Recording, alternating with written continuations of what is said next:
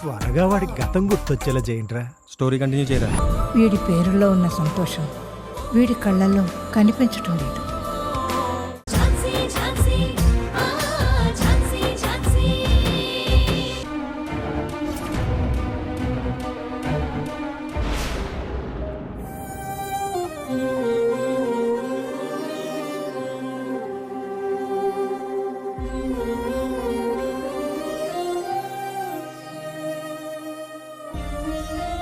పిన్ని, నీ ఫోన్ ఇదిగో.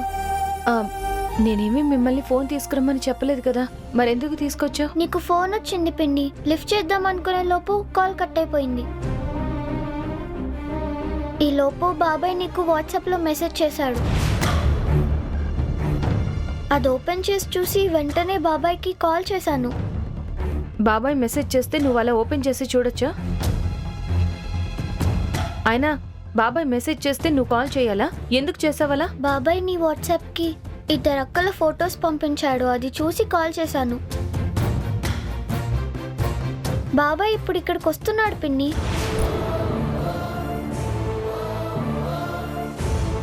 ఏంటి స్వీటీ నువ్వు చెప్పేది? గౌతమ్ గారు ఇక్కడికి వస్తున్నారా? అవును పిన్ని. అసలు మీ బాబాయ్ ఏం ఫొటోస్ పంపించారు? అది చూసి నువ్వెందుకు కాల్ చేసావు?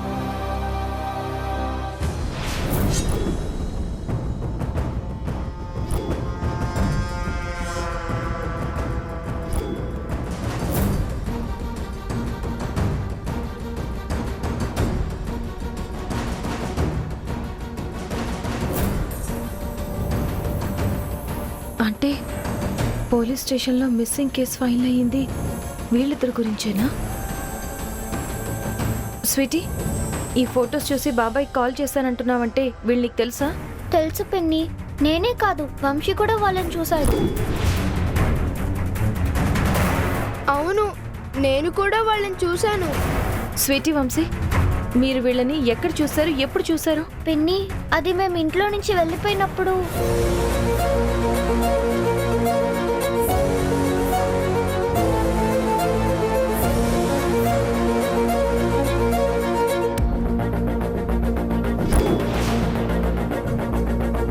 ఈ విషయం బాబాయ్కి కూడా చెప్పాను పిన్ని.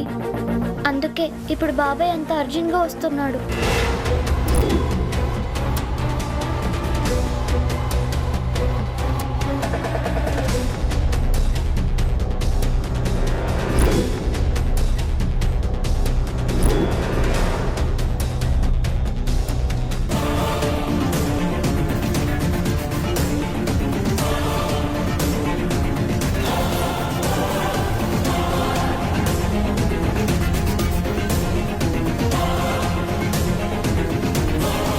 స్వీటీ, రాణి,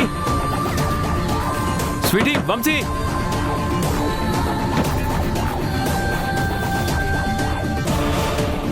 ఇదేంటి గడి పెట్టుంది? ఎక్కడికి వెళ్ళారు వీళ్ళు?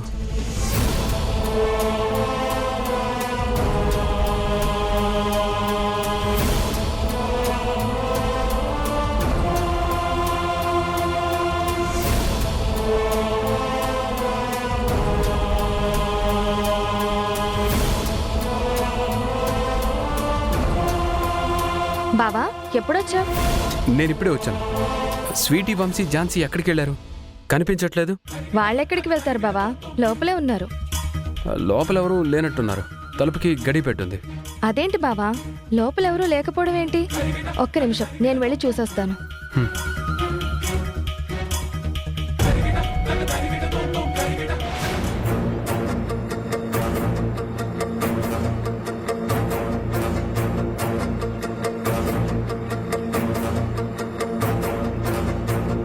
బావా, నువ్వు చెప్పింది నిజమే. లోపల అక్క వాళ్ళు ఎవరూ లేరు. అదేంటి మేడం, వాళ్ళు లోపల లేకపోవడం ఏంటి? అదేనండి నాకు అర్థం కావడం లేదు. అక్క స్వీటీని, వంశీని తీసుకుని ఎక్కడికో వెళ్ళుంటుంది. మీరెక్కడి నుంచి వస్తున్నారా అని? మీరు వెళ్తున్నప్పుడు ఝాన్సీ వాళ్ళ ఇంట్లోనే ఉన్నారా? నాకు ఈరోజు చెకప్ ఉంటే హాస్పిటల్కి వెళ్ళాం బావా. మేం వెళ్లే ముందు అక్క పిల్లలు ఇంట్లోనే ఉన్నారు. అక్క ఎక్కడికైనా వెళ్తుంది అంటే నాకు చెప్పకుండా ఎక్కడికి వెళ్ళదు. అలాంటిది అక్క ఇప్పుడు ఎక్కడికి వెళ్ళుంటుంది? అసలు ఏమైంది బావా? నీకు అక్కకి ఏమైనా గొడవ జరిగిందా? అదేం లేదు రాణి, నేను వచ్చింది ఝాన్సీ కోసం కాదు, స్వీటీ కోసం.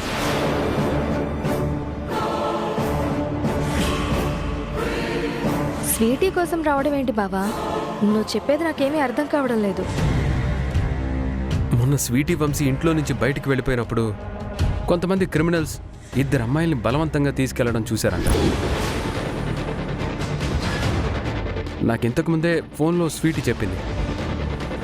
ఆ విషయం గురించి మాట్లాడదామనే వచ్చాను, కానీ ఇక్కడ చూస్తే ఎవరూ లేరు.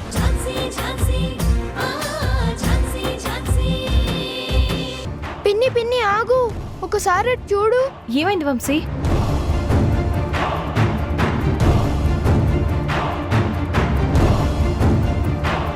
పిన్ని, అక్కడ ఒకడు సిగరెట్ కాలుస్తున్నాడు కదా, వాడినే పిన్ని మేము ఆ రోజు చూసింది. వాడు కూడా రౌడీ గ్యాంగ్ లో ఉన్నాడు.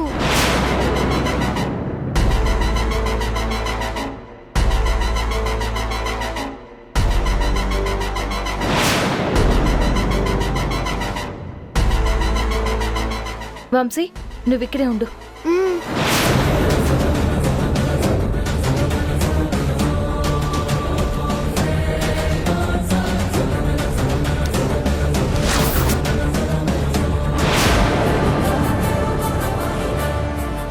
ఏయ్, ఎవరు నువ్వు? బైక్ ఎందుకు తీసుకున్నావు? ఏయ్, ముందు నువ్వు చెప్పరా, ఐశ్వర్య కవిత ఎక్కడా? వాళ్ళెవరు? అసలు ఏం మాట్లాడుతున్నావు? ఏంటి వాళ్ళు ఎవరా?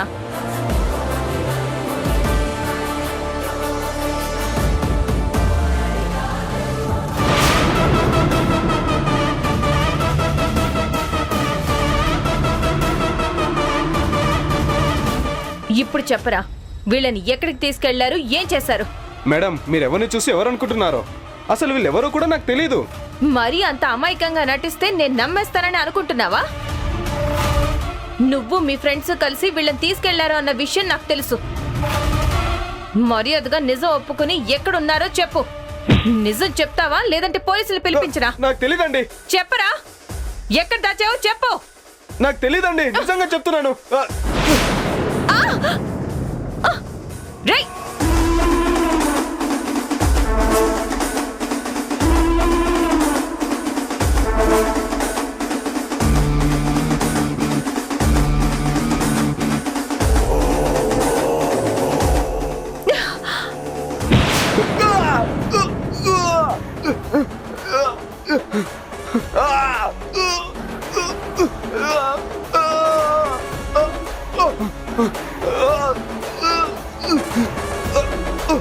రేయ్,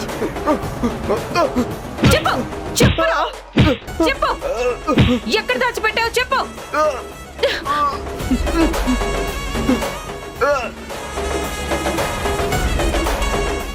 లే, లే.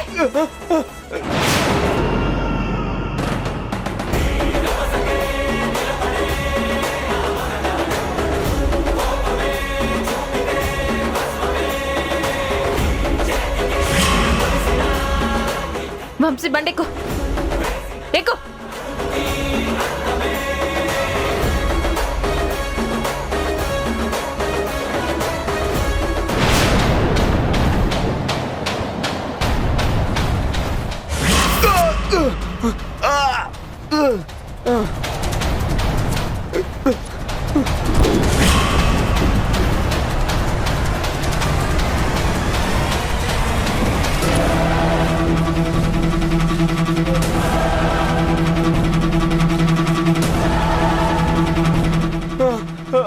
బాబాయ్ బాబాయ్, ఇదిగో వీడే వీడే ఆ రోజు అక్క వాళ్ళని తీసుకెళ్ళిన గ్యాంగ్ లో ఉన్నాడు.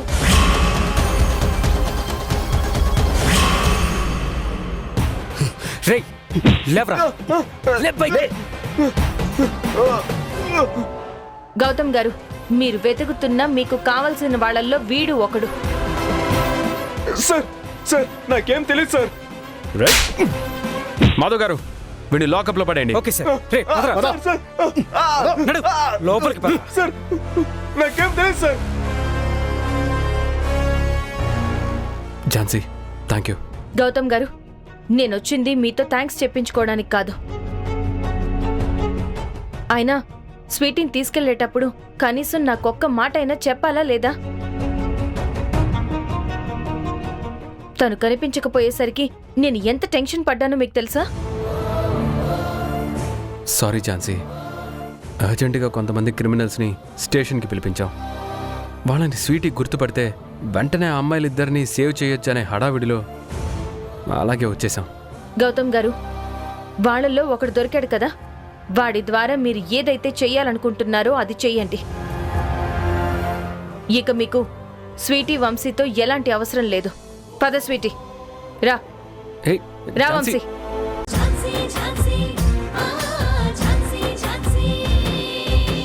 ఏంటి మీరు చేసిన పని? మేమేం చేసావురా? నువ్వు రావడం కుదరలేదు కదా, అందుకని మేమే ప్రియాంకతో నీ ఎంగేజ్మెంట్ ఫిక్స్ చేసుకొని వచ్చాం. కంగ్రాచులేషన్స్ గౌతమ్, మొత్తానికి నా కొడుకు పెళ్లి కొడుకు అవుతున్నాడు. అమ్మా ఆపు!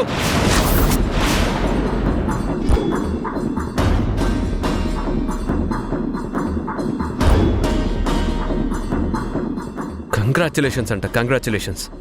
అసలు నువ్వేం చేసావో అర్థం అవుతుందా? నేనేం చేశానో నాకు అర్థం అవుతుంది, కానీ నువ్వేం చేస్తున్నావో నీకే అర్థం కావడం లేదు. అమ్మా, మొత్తం అంతా మీరు చేసి నన్ను అంటావేంటమ్మా? నేనేం చేశాను? ప్రియాంక వాళ్ళ ఇంటికి వెళ్ళాలంటే నువ్వు చేసిన పనేంటి?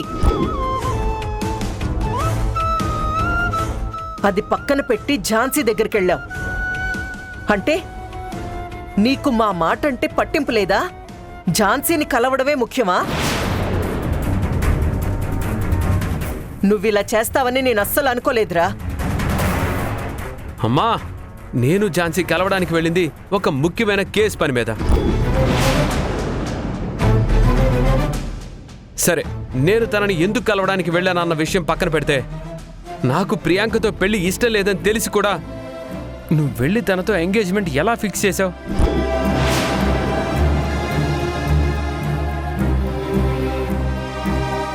ఇలా చేసింది నువ్వేనా? నువ్విలా చేసావంటే నాకిప్పటికీ నమ్మబుద్ధి కావడం లేదు. నా సంతోషం కోసం ఎవరినైనా ఎదిరించే నువ్వు, నా సంతోషమే నీ సంతోషం అని భావించే నువ్వు ఇలా చేసావా? చెప్పమ్మా, ఎందుకు ఇలా చేసావు? కారణం ఏంటో నాకు తెలియాలి. చెప్పమ్మా. కారణం ఒక్కటే, నా కొడుకు క్షేమం సంతోషం. ఈరోజు నేను చేసిన పని వల్ల నీకు బాధ ఉండొచ్చు, కానీ ఎప్పటికైనా మా అమ్మ చేసిందే కరెక్ట్ అని అనుకుంటావు. ఆ నమ్మకం నాకుంది. అమ్మా, నువ్వు చెప్తుందేంటో నాకొక్క ముక్క కూడా అర్థం కావట్లేదు. అసలు దేని గురించి మాట్లాడుతున్నావు? ఇప్పుడదంతా అనవసరం. నీకు ప్రియాంకకి ఎంగేజ్మెంట్ ఫిక్స్ అయిందన్న విషయం మాత్రమే గుర్తుంచుకో. నీ మనసులో వేరే ఆలోచనలున్నా వాటిని వదిలేసుకో. ఎందుకంటే ప్రియాంకే నీకు కాబోయే భార్య. అమ్మా, అమ్మా!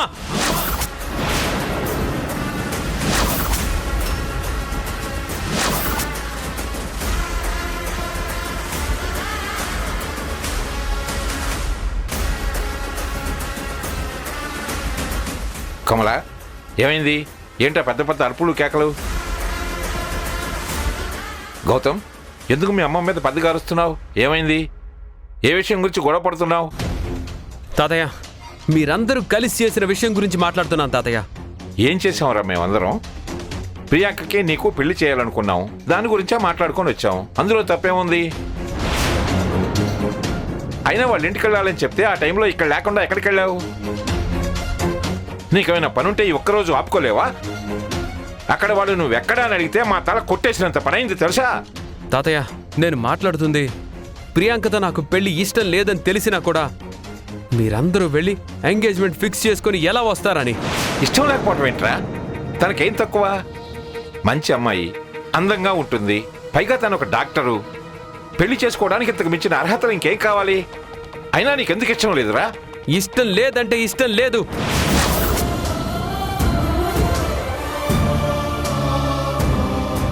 తను నాకు నచ్చదు.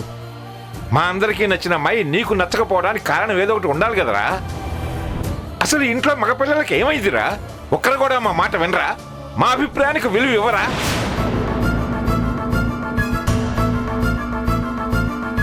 మీ అన్న కూడా మాకు ఇష్టం లేదన్న పెళ్ళే చేసుకున్నాడు. నువ్వు కూడా పెళ్లి చేసుకోరా అంటుంటే చేసుకోను అని మొండికేస్తున్నావు. అసలు మేమేం పాపం చేసావురా? మిమ్మల్ని ప్రాణం కంటే ఎక్కువగా చూసుకోవటమేనా? లేదా ఒక వయసు వచ్చి జాబ్ చేసుకుంటున్నంత మాత్రాన మాకంటే మీకు అన్నీ బాగా తెలుసు అనుకుంటున్నారా? ఇలాగే అన్నీ తెలుసు అనుకునే మీ అన్న కూడా ఆ రోజు మమ్మల్ని ఎదిరించి వాడికి నచ్చిన అమ్మాయినే చేసుకున్నాడు. కానీ చివరికి ఏం జరిగిందిరా?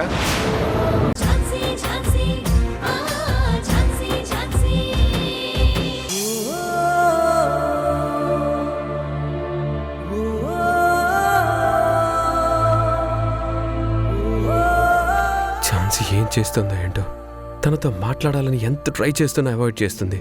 ఝాన్సీ ఎందుకు ఇలా ప్రవర్తిస్తుందో అర్థం కావడం లేదు.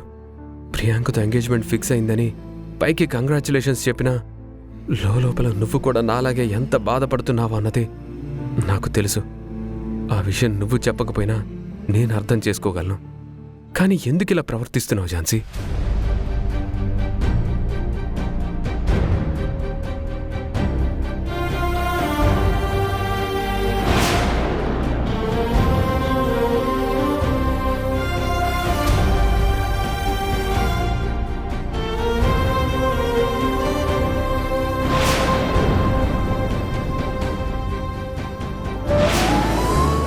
ఎంగేజ్మెంట్ ఫిక్స్ అయింది కదా, ఇంకా గౌతమ్ సార్ నా వాడైనట్లే. ఒక్కసారి ఫోన్ చేసి మాట్లాడదాం, తనేం చేస్తున్నాడో ఏంటో.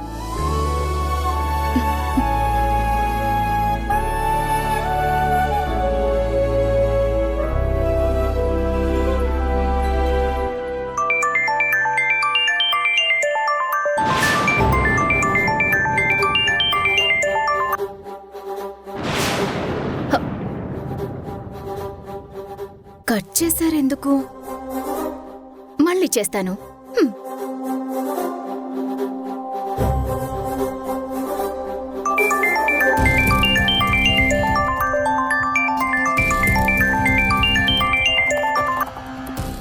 హలో. ఏవండోయ్, కాబోయే శ్రీవారు ఏం చేస్తున్నారు? నేనైతే చాలా సేపటి నుంచి మీ గురించి ఆలోచిస్తున్నాను. నేను కూడా ప్రియాంక చాలాసేపటి నుంచి ఝాన్సీ గురించి ఆలోచిస్తూ తనకి ఫోన్ ట్రై చేస్తూ ఉన్నాను.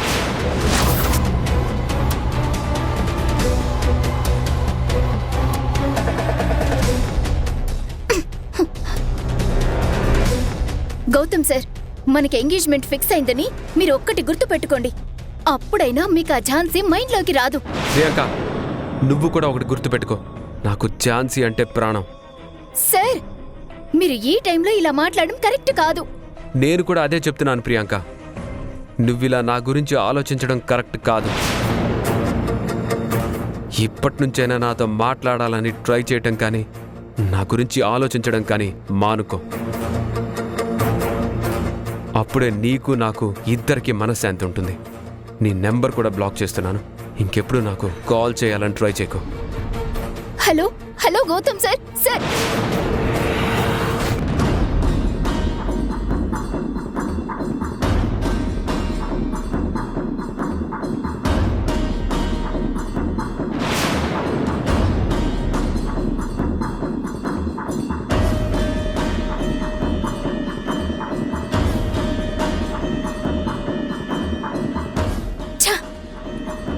నిజంగానే బ్లాక్ చేశారు.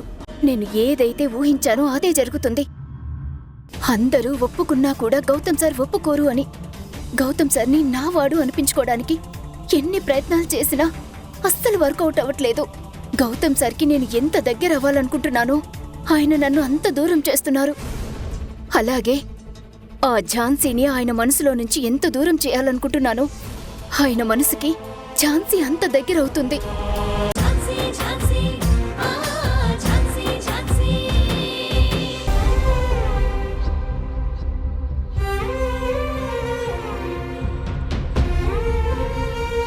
ఝాన్సీ, నువ్వనుకున్నట్టు ప్రియాంకతో ఎంగేజ్మెంట్ నాకు చెప్పి ఫిక్స్ చేయలేదు. మార్నింగ్ నీకోసం నేను ఇక్కడికి వచ్చినప్పుడు అమ్మ వాళ్ళు ప్రియాంక వాళ్ళ ఇంటికి వెళ్ళి నాతో తెలియకుండా తనతో ఎంగేజ్మెంట్ ఫిక్స్ చేశారు. ఇది చెప్పడానికి నా దగ్గరకు వచ్చారా? అయినా ఈ విషయం నాకు చెప్పాల్సిన అవసరం ఏముంది? నేను మిమ్మల్ని గౌతమ్ గారు ఈ ఎంగేజ్మెంట్ మీకు ఇష్టం ఉందా లేదా అని నేనేమీ అడగలేదే. మరి అలాంటప్పుడు నాకెందుకు చెప్తున్నారు? ఝాన్సీ, ఒక్క విషయం చెప్పు. అమ్మకి నీకేమైంది? అమ్మ నిన్ను కలిసిందా? అడుగుతుంది నిన్నే ఝాన్సీ. ఒకవేళ కలిస్తే మీరిద్దరూ ఏం మాట్లాడుకున్నారు? నువ్వు నా దగ్గర ఏదో విషయాన్ని దాస్తున్నావు అనిపిస్తుంది. నీ వలన నా చిన్న కొడుకు నాకు దూరం అయ్యే పరిస్థితి రాకూడదు.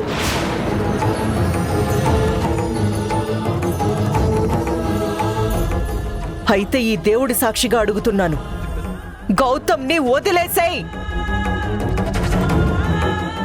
ఇంక జీవితంలో గౌతమ్ని ఎప్పుడూ కలవను అని, గౌతమ్తో ఇంకెప్పుడూ మాట్లాడను అని ప్రమాణం చేయి.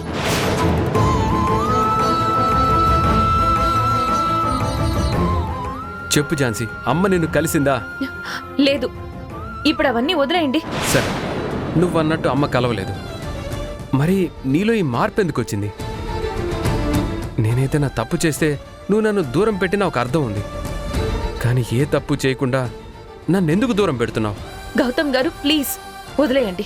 ఝాన్సీ, నేను వదిలేయడానికి రాలేదు, కారణం ఏంటో తెలుసుకోవడానికి వచ్చాను. నాకు ఈరోజు నువ్వు నాతో ఇలా ఉండడానికి కారణం ఏంటో తెలియాలి. ఝాన్సీ, నువ్వు నన్ను ఎంతగా ప్రేమించావో ప్రేమిస్తున్నావో నాకు తెలుసు.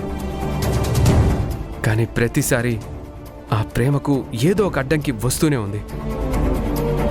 అందుకే నీ ప్రేమను బయటికి చెప్పలేక మనసులోనే దాచుకుంటున్నావు. ఒకసారి ఇంట్లో వాళ్ళ గురించి నా ప్రేమని కాదనుకున్నావు. ఒకసారి ప్రియాంక కోసం నన్ను త్యాగం చేయాలనుకున్నావు. మళ్ళీ ఇప్పుడు ఏదో కారణంతో నన్ను పూర్తిగా అవాయిడ్ చేస్తున్నావు. అందుకే కారణం ఏంటో తెలుసుకోవడానికి వచ్చాను. నేను ఇప్పుడు ఏమీ మాట్లాడలేను గౌతమ్ గారు. నాకు చాలా నీరసంగా ఉంది. నేను చాలా బాధలో ఉన్నాను. ఎందుకు ఝాన్సీ, ఎందుకు బాధ? నువ్వు బాధపడుతూ నన్ను బాధ పెట్టడం ఎందుకు? ఏంటో నాతో చెప్తే ఇద్దరం కలిసి పరిష్కరించుకుంటాం కదా. నా మీద ఏదైనా కోపం ఉండి అవాయిడ్ చేస్తున్నావా? ఒక మనిషి మీద ప్రేమ పుట్టాలన్నా, కోపం రావాలన్నా, ద్వేషం రావాలన్నా ఇలా ప్రతిదానికి ఒక కారణం ఉంటుంది. కారణం లేని ఎమోషనే ఉండదు. ఝాన్సీ ప్లీజ్, ఏదైనా ఉంటే నాకు చెప్పు. గౌతమ్ గారు, మీరంటున్నట్టు నా దగ్గర ఏ కారణం లేదు. అలా అని మీ మీద నాకు ఎలాంటి ప్రేమ లేదు. పదే పదే నా దగ్గరికి వచ్చి నన్ను విసిగించకండి. హే ఝాన్సీ, ఝాన్సీ ఆగు. ఝాన్సీ, హే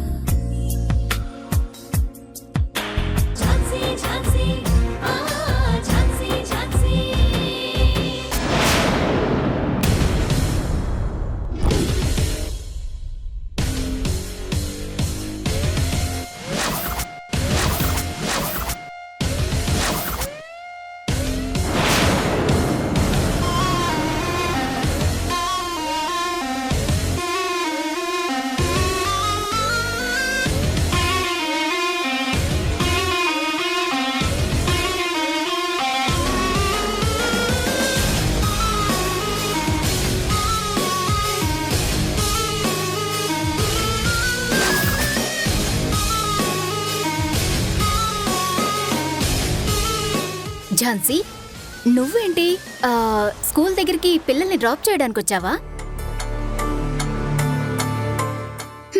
అంతేలే, ఇన్ని రోజులంటే పిల్లలు ఆ ఇంట్లో ఉండేవాళ్ళు, అక్కడ ఎవరో ఒకళ్ళు తీసుకొచ్చి డ్రాప్ చేసేసేవాళ్ళు. కానీ ఇప్పుడంతా చూసుకోవాల్సింది నువ్వే కదా. ఇంతకీ నేనెక్కడికి వెళ్తున్నానో తెలుసా? తెలిస్తే నీ పరిస్థితి ఏంటో, ఇక్కడే గుండాగి చచ్చిపోతావేమో. అమ్మో, ఒకవేళ అదే జరిగితే ఆ పాపం నాకంటుతుందేమో. మరిప్పుడెలా? నేనెక్కడికి వెళ్తున్నాను నీకు చెప్పకుండా ఉండలేను కదా. నన్నేం చేయమంటావు ఝాన్సీ? చెప్పమంటావా వద్దంటావా? ప్రియాంక, నువ్వు కాశీకి పో, కన్యాకుమారికి పో, అది నాకు అనవసరం. అయినా నువ్వెక్కడికి వెళ్తే నాకేంటి?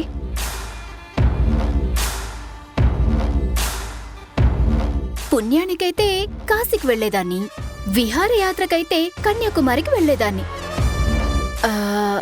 కానీ ఇప్పుడు ప్రేమయాత్రకు వెళ్ళాలనుకుంటున్నాను కాబట్టి గౌతమ్ సార్ ఇంటికి వెళ్తున్నాను. వెళ్ళడం అంటే ఇలా వెళ్ళి రావడం కాదు, అక్కడే కొద్ది రోజులు ఉండడానికి.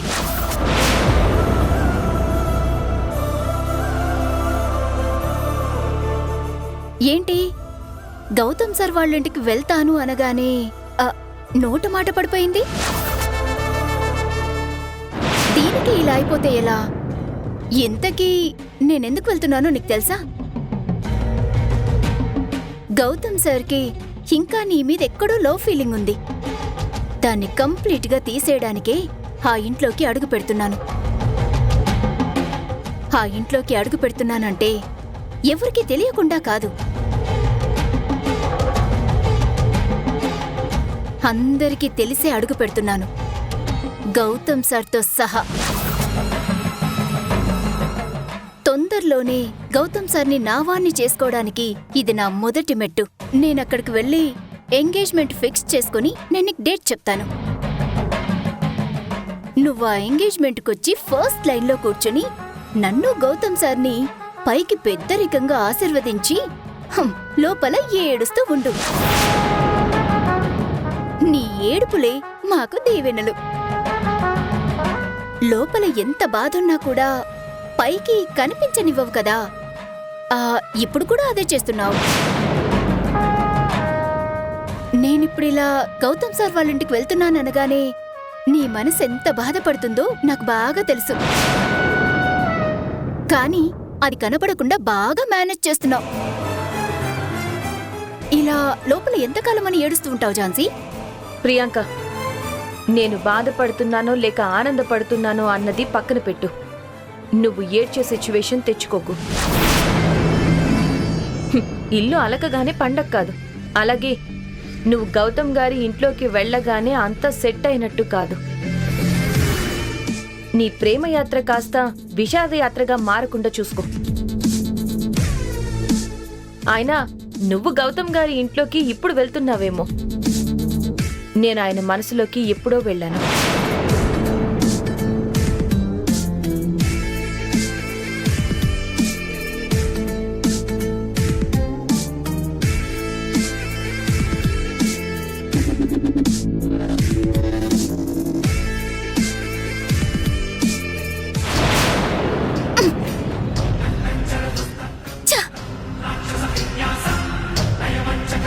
ఈటీవీ విన్ గుర్తుకొస్తున్నాయి, గుర్తుకొస్తున్నాయి, గుర్తుకొస్తున్నాయి.